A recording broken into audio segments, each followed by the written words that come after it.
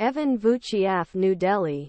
The Biden-led Railtasia economic corridor connecting India with Middle Eastern and European countries should not be exclusionary and should be intertwined with the spirit of an integrated world economy. According to International Monetary Fund Managing Director Kristalina Georgieva, at a time when supply chains are aligning along shifting global geopolitical lines, U.S. President Joe Biden's initiative aims to not only counter China's influence in the energy-rich Middle East, but also counter Beijing's decade-old Belt and Road Global Infrastructure Initiative looks like.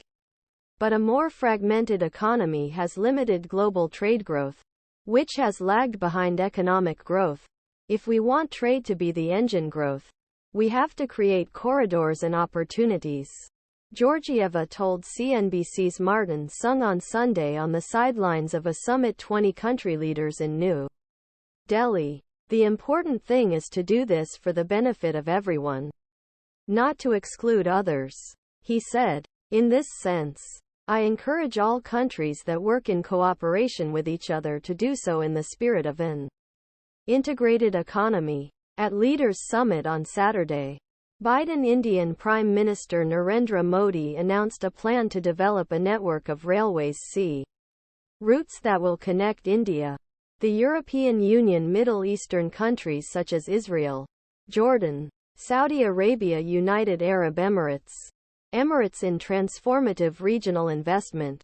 The agreement not only underscores evolving partnership between India and US, but also their urgency and determination to convince world that they represent a more viable strategic proposition in facilitating development needs of Global South.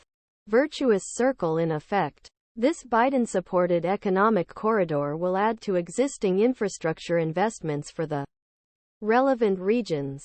Relevant countries will meet within the next 2 months to develop and commit to an action plan, with relevant timelines that are currently missing.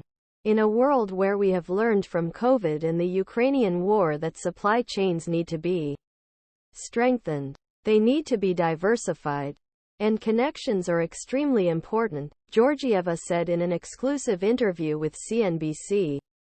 The more invested in infrastructure connectivity, more a platform trade between nations, better it is for countries involved, but also better it is world economy, because expansion of transport links, communication links and trade has positive effects.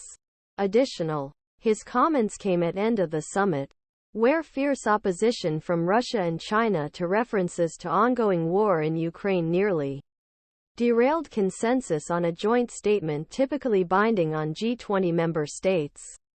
In the Delhi Declaration finally adopted on Saturday, G20 countries pledged to protect the world's most vulnerable countries by promoting equitable growth and improving macroeconomic and financial stability.